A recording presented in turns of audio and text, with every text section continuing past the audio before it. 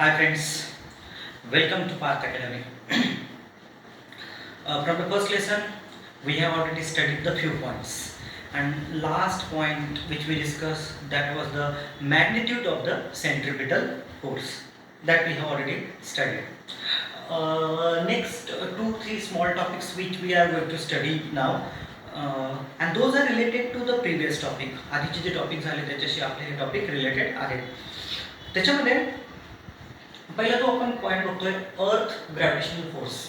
Actually तो आपण already बघितलेला आहे. Okay, what we have studied that earth has the ability to attract the object near it. तिच्या जवळच्या वस्तूंना ती काय करत असते, त्याच्याकडे काय करत असते, अट्रॅक्ट करत असते. सपोज टेक अ स्टोन, एक स्टोन घ्या तुम्ही and throw it in upward direction. Okay, when it will go upward, जेव्हा तो वरती जाईल तर त्यावेळेस तो कंटिन्यू वरती जात राहील का? नो. ओके, कुठेतरी तो स्टॉप होईल. त्याची जी व्हेलोसिटी होती, वेग, तो कंटिन्युअस राहील का? नाही. काय होईल? Suppose I am throwing a marker, a time the velocity increases sorry, initially it is higher, gradually decrease and it becomes zero, and जेव्हा ती झिरो होते it start falling down. Any object if you throw upward it will come down, velocity will decrease, it will become zero and it will come down. Why it is happening? It is happening because of the earth gravitational force. Okay, so earthच्या आजूबाजूला, just like I have given you a small example here, a diagram of the earth. If you can see, look at this is our earth.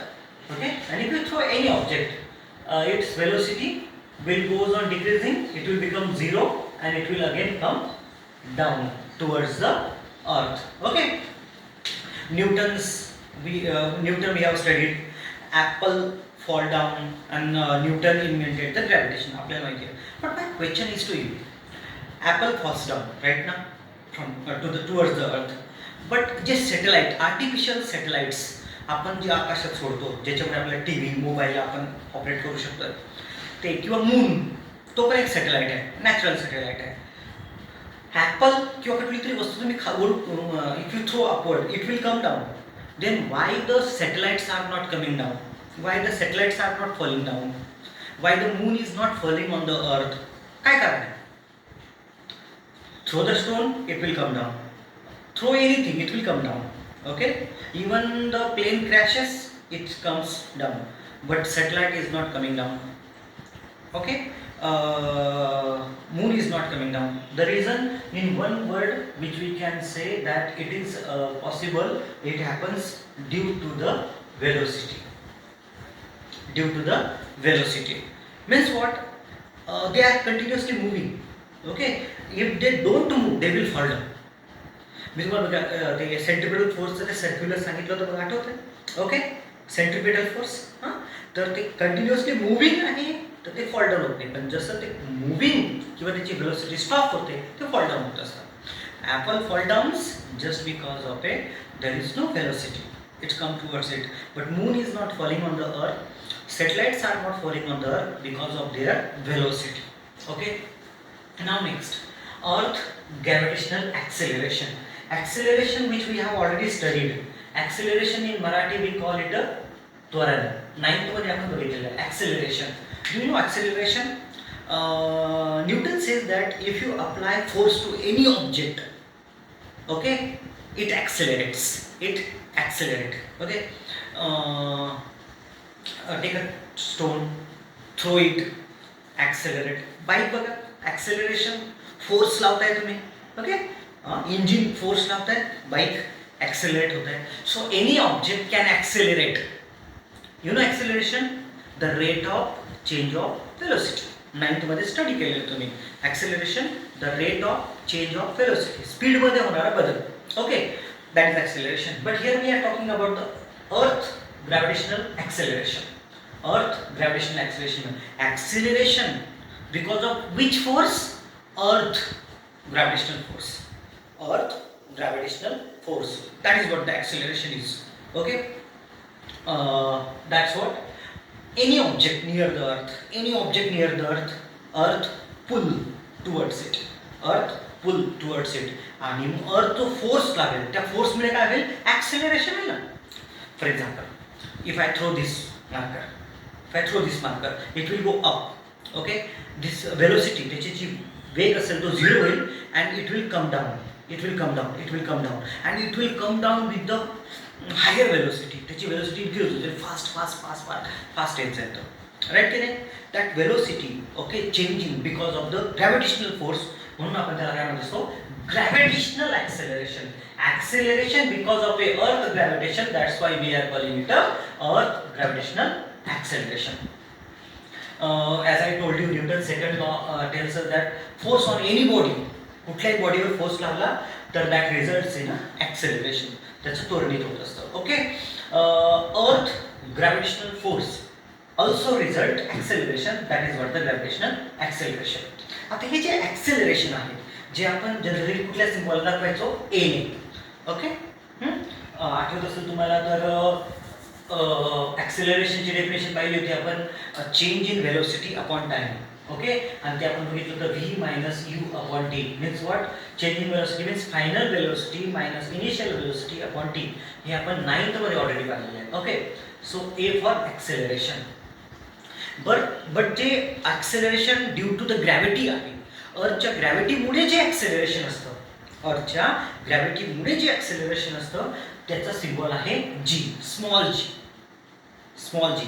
कारण आपण capital G ची value पाहिलेली आहे आठवत असेल तर. Okay, gravitational force, capital G gravitational force and small g gravitational acceleration. त्याची value आहे 9.8. त्याची व्हॅल्यू काय आहे 9.8 metre per second square. Okay, so आता ही जी व्हॅल्यू आहे ही कशी काढण्यात आली.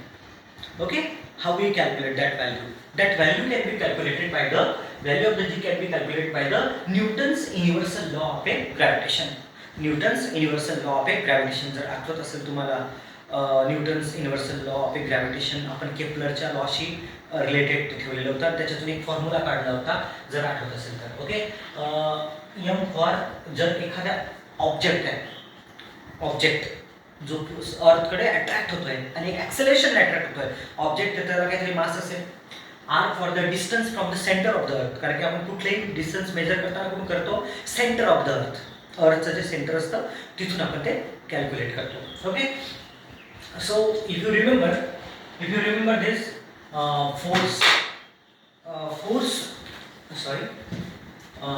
Force equal to G for what gravitational force, M for mass of the earth, M for mass of the object, R square radius of the अर्थ.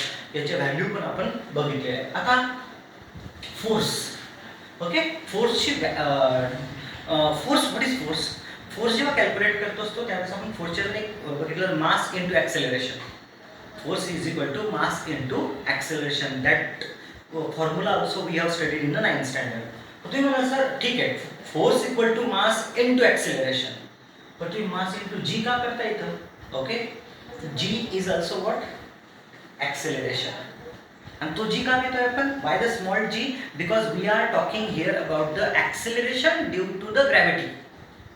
Acceleration due to the gravity. Okay. So F equal to mg. That is mass into acceleration. Okay. Acceleration. मग मी जर असा formula केला तर चालेल का? mg equal to g for gravitational force, m for mass of the earth, m for the mass of the object, r square. तुम्ही sir हा तर m चा फॉर्म्युला आहे, राईट ना. ओके, ग्रॅव्हिटेशनल फोर्सचा फॉर्म्युला आहे आता.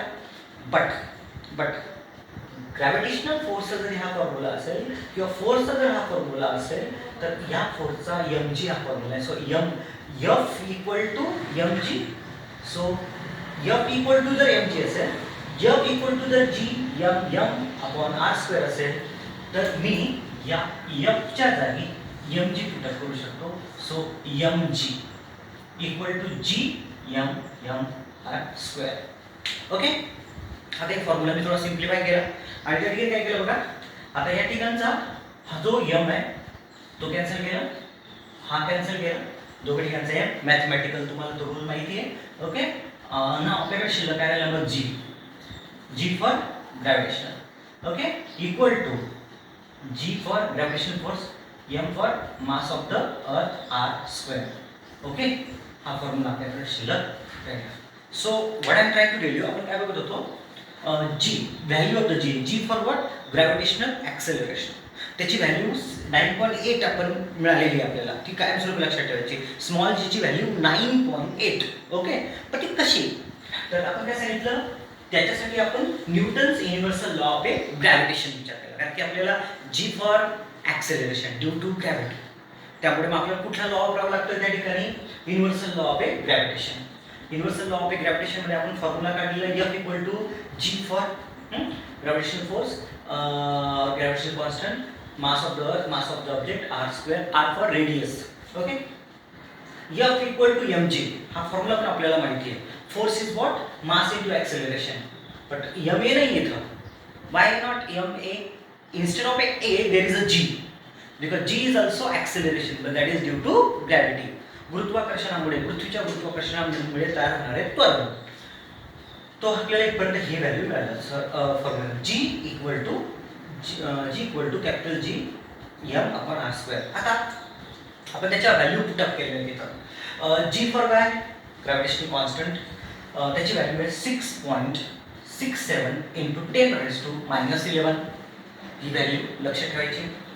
Into mass of the earth, mass of the अर्थ 6 into 10⁻24. That value also I have already told you in a previous part.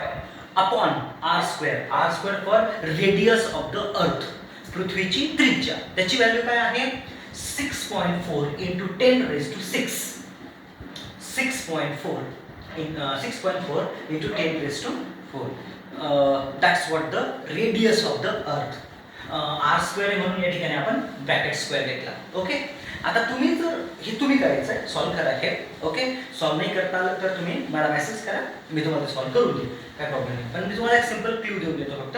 तुम्हाला फक्त डिफिकल्टी कुठे येईल, हे स्क्वेअरच्या यांचं कॅल्क्युलेशन कसं करायचं सिम्पल